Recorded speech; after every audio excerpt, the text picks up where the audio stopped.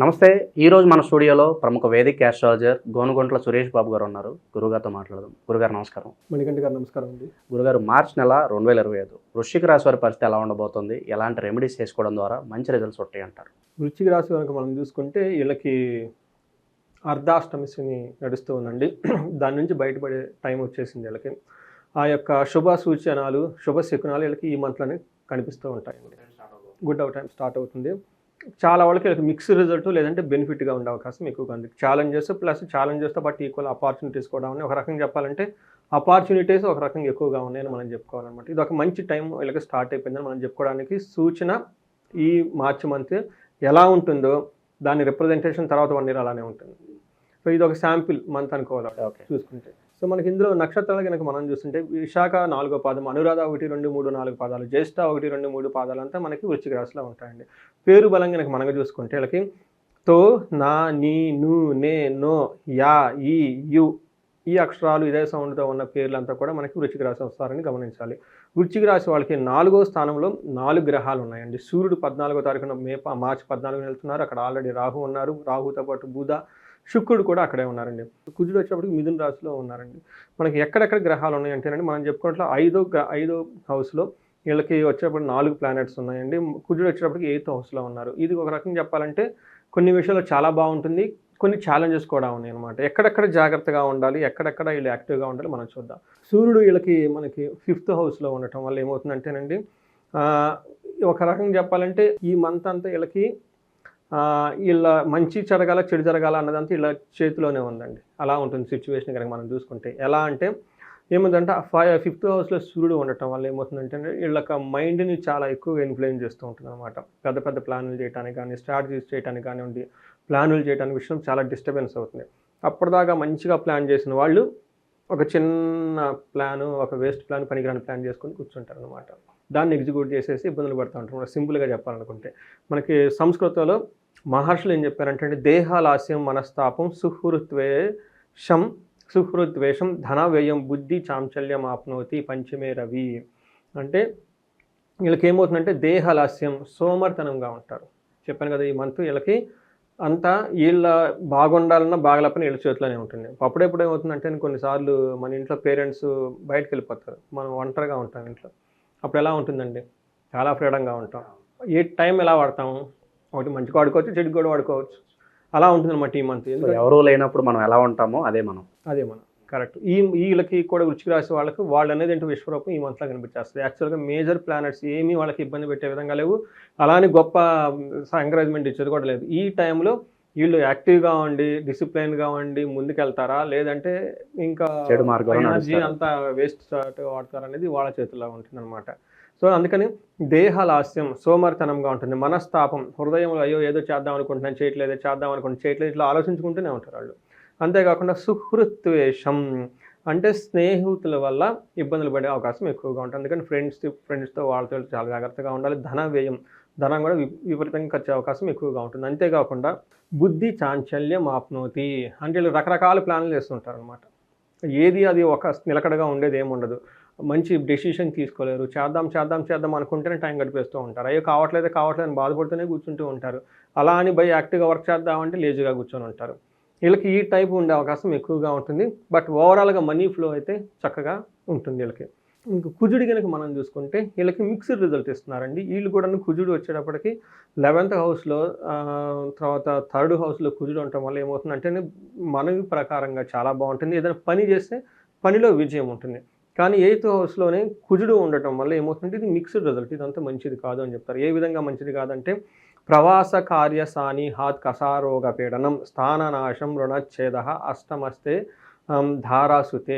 ధారాసుతి అంటే ఎవరండి, కుజుడు అనమాట. కుజుడు 8వ ఇంట్లో ఉంటే ఏమవుతుందంటే ప్రవాసాహ, ఎవరైనా కానీ ఫారిన్ వెళ్ళాలనుకున్న వాళ్ళకి అనుకూలంగా ఉంటుంది. అంతేకాకుండా వాళ్ళ ఉన్న ఊరిని కానీ ప్లేస్ని కానీ వదిలిపెట్టి కొంతకాలం బయట ఉండే అవకాశం చాలా ఎక్కువగా ఉంటుంది. అంతేకాకుండా కార్యసాని హాత్ ఏదైనా కనుక పని చేస్తే అందులో ఇబ్బంది పడే అవకాశం చాలా ఎక్కువగా ఉంటుంది. అంతేకాకుండా కాసారోగ పీడనం, వీళ్ళకి విపరీతంగా దగ్గు వచ్చే అవకాశం కూడా చాలా ఎక్కువగా ఉందండి. సో ఈ రాశి వాళ్ళకి లాస్ట్ మంత్ కూడాను ఇదే కుజుడు అక్కడే ఉండటం వల్ల నాకు కొంతమంది ఫోన్లు కూడా చేశారు. ఏమంటే మీకు కాఫ్ వస్తుందన్న కదండి, నాకు పోవటం లేదండి, లాస్ట్ 30 డేస్ నుంచి ఇబ్బంది పెడుతుందండి, ఎన్ని మెడిసిన్ తీసుకుంటున్నా అని నాకు లాస్ట్ మంత్ కూడా ఒకరు ఫోన్ చేసి చెప్పారండి. వాళ్ళు శ్రీకాకుళం అనుకుంటా. ఇది కసారోగ పెడనం అంటే అది ఎందుకో తెలియదు, వీళ్ళకి ఒక 2 మంత్స్ ఆ దగ్గు ఉంటూనే ఉంటుందండి. తర్వాత స్థాననాశనం రుణచ్ఛేద, ఉన్న పొజిషన్ నుంచి ఒక ప్రమోషన్ రావటం కానివ్వండి, అట్లనే అప్పులు చేసే అవకాశం చాలా ఎక్కువగా ఉంటుంది. అప్పులు వాళ్ళు వచ్చేసి అవమానాలు చేయటం, మా డబ్బులు మాకు కావాలని చెప్పేసి అడగటం, ఇవన్నీ ఇబ్బంది పెట్టే అవకాశం ఎక్కువగా ఉంటుంది. పరువు నష్టం ఎక్కువగా ఉంటుంది. కొంచెం జాగ్రత్తగా ఉండాలి. తర్వాత శుక్రుడు వీళ్ళకి బాగా చక్కగా యోగ్యతను ఇస్తున్నారండి. ఇందులో 5th హౌస్లో ఉండి 11th హౌస్లో చూడటం వల్ల వీళ్ళకి 11th హౌస్ బాగా యాక్టివ్గా ఉంటుందండి ఈ హోల్ మంత్. అందుకని ఏది చేసినా కానీ ఓవరాల్గా లాభప్రదంగా ఉంటుంది, ఎంత ఉన్నా ఏ ప్రకారంగా ఉన్నా కానీ. 11th హౌస్లో ఉండటం వల్ల 5th హౌస్లో ఉండి 11th హౌస్లో చూడటం వల్ల ఇది చాలా మంచిగా చక్కగా సపోర్ట్ ఇస్తుంది. ఏ విధంగా అంటే మనకేం చెప్తారంటే సంస్కృతంలో మహర్షులు దాసీభృత్య జనాలాభ నిత్య మృష్టాన్న భోజనం ధనధాన్యం అభీష్టరార్థ అని పంచమస్తే భృగో స్థితే అని చెప్పేసి అనమాట. పంచములు కనుక భృగు ఉంటే ఏమవుతుందంటే దాసీభృత్య జనులు అంటే వీళ్ళ కింద ఉన్న సబార్డినేట్స్ కానివ్వండి, ఎంప్లాయీస్ కానివ్వండి, వీళ్ళు కనుక మేనేజర్ పొజిషన్లో ఉంటే వీళ్ళకి బాగా సపోర్ట్ ఇస్తారు. బిజినెస్లో కానివ్వండి, వాళ్ళ దగ్గర ఉన్న టీం అంతా బాగా సపోర్ట్ ఇచ్చే అవకాశం ఎక్కువగా ఉంటుంది. నిత్య మృష్టాన్న భోజనం, చక్కగా భోజనం చేసే ఏమంటారు మంచి ఎక్స్పెన్సివ్ ఫుడ్ తినే అవకాశం ఎక్కువగా ఉంటుంది. ధనం వస్తుంది, ధాన్యం వస్తుంది. అభీష్టార్థ ఎంత కావాలనుకుంటున్నారో ఆల్రెడీ ఆ మనీ వీళ్ళకి తగిన విధంగా వచ్చే అవకాశం ఎక్కువగా ఉంటుంది. ఓవరాల్గా బాగుంటుంది.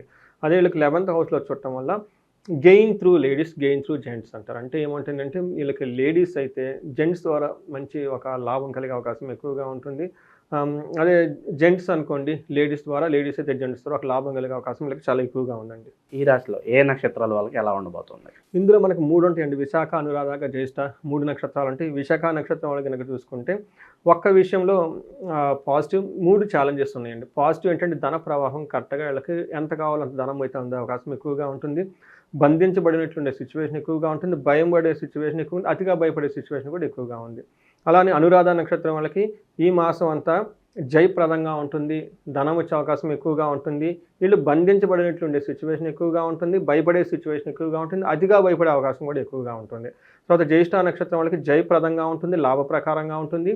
వీళ్ళకి బంధించబడినట్లుండే సిచ్యువేషన్ ఉంటుంది. తర్వాత భయపడే సిచ్యువేషన్ కూడా ఎక్కువగా ఉంటుంది. ఇక్కడ బంధనం అంటే ఏంటంటేనండి కన్ఫ్యూజ్డ్గా ఉండే సిచ్యువేషన్లో ఉంటుంది. అవి మనకి ఇప్పటిదాకా సక్సెస్ రాలేదు, ఇక ముందుకెళ్తే మనకు సక్సెస్ వస్తుందా లేదా, నేను ఇప్పటిదాకా ఈ జాబ్లో ఉన్నా, ఈ జాబ్ నాకు తగేసుకు పెట్టేసింది, ఇది వదిలేద్దామా, అసలు ముందేంటి, లేదంటే పెళ్లి చేద్దామా, లేకపోతే నెక్స్ట్ ఇయర్ జాబ్ వచ్చిన తర్వాత చేసుకుందామా, ఈ టైపు ఉన్న సిచ్యువేషన్ బాగుండదు, ముందుకెళ్దాం అంటే అసలు ఎలా ఉంటుందో భవిష్యత్తు తెలవదు. ఇట్లాంటి సిచ్యువేషన్ బంధనం అంటారండి. వీళ్ళు ఈ బంధనాన్ని నుంచి బయటపడడానికి చాలా అవసరం. అలానే శుక్రుని వాళ్ళకి భయపడే సిచ్యువేషన్ కూడా ఎక్కువగా ఉంటుందండి. తర్వాత కొంచెం అనురాధ నక్షత్రం వాళ్ళకి కార్యహాని జరిగే అవకాశం ఎక్కువగా ఉంటుంది. జ్యేష్ఠ నక్షత్రం వాళ్ళకి కూడా కార్యహాని జరిగే అవకాశం ఎక్కువగా ఉంది. విశాఖ నక్షత్రం వాళ్ళకి బ్లడ్లో చేంజెస్ రావడం వల్ల వైరల్ ఫీవర్లు కానివ్వండి, లేదంటే మనకి బ్యాక్టీరియల్ ఇన్ఫెక్షన్ కానీ వచ్చే అవకాశం ఎక్కువగా ఉంది. కొంచెం కేర్ఫుల్గా ఉండటం చాలా అవసరం అండి. గురుగారు, ఇంకా మెరుగైన ఫలితాలు పొందడానికి ఎలాంటి రెమెడీస్ చేసుకుంటే బాగుంటుంది అంటారు ఈ రాశి వారు? వీళ్ళకి 2 అండి. కుజుని వల్ల అతిగా భయపడే పరిస్థితి ఎక్కువగా ఉంది. వీళ్ళు కేజీంబావు కందులు దానం చేస్తే చాలా మంచిది మంగళవారం రోజున. అంతేకాకుండా సుబ్రహ్మణ్యేశ్వర స్వామిని కనుక దర్శించుకుంటే చాలా చాలా బాగుంటుంది. అంతేకాకుండా మానసాదేవి, ఓకే, ఎవరిని కనుక పిల్లలు కనుక బాధపడుతూ ఉంటే మానసాదేవి స్తోత్రం చేసినా కానీ, జంట మనకి రావి చెట్టు కింద జంట నాగులు ఉంటాయండి, అక్కడ పాలు పోసి ధ్యానం చేసుకున్నా కానీ చాలా బాగుంటుంది. ఇంకా మనకి ఎవరైనా కనుక సాఫ్ట్వేర్ వాళ్ళు పనిచేసినా కానివ్వండి, లేదంటే బిజినెస్ పీపుల్ ఎవరైనా ఉన్నా కానివ్వండి, వీళ్ళు బుధుడికి సంబంధించిన విషయాల్లో బంధించబడినటువంటి సిచ్యువేషన్ ఎక్కువగా ఉంటుంది. అలానే వీళ్ళకి భయపడే సిచ్యువేషన్ కూడా ఎక్కువగా ఉంది. ఈ రెండింటికి కలిపి ఏమంటే లక్ష్మీనారాయణను పూజించిన, ఓకే, మనకి అనంత పద్మనాభ స్వామి పెంజర్ల గ్రామం అని చెప్పేసి మనకి బెంగళూరు హైవేలో ఉంటుందండి. మనకి హైదరాబాద్లో ఉన్న ఎవరైనా ఉంటే కనుక అక్కడ విజిట్ చేసి ప్రదక్షిణాలు చేస్తే ఈ రెండింటి నుంచి ప్రాబ్లం వచ్చే అవకాశం ఎక్కువగా ఉంటుంది. వైష్ణవాలయాలు మహాలక్ష్మి అమ్మవారితో కలిసి ఉన్న విష్ణుమూర్తిని దర్శించుకుంటే చాలా చాలా బాగుంటుంది.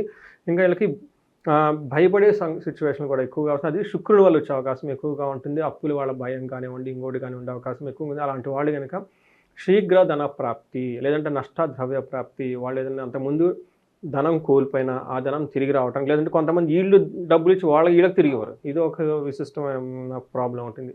ఇందాక ఎవరో ఫోన్ చేశారు, మేము సేవింగ్స్ అన్నీ అవి ఇంట్రెస్ట్కి ఇచ్చుకున్నామండి, మా డబ్బులు మాకు తిరిగి ఇవ్వట్లేదు చూడండి.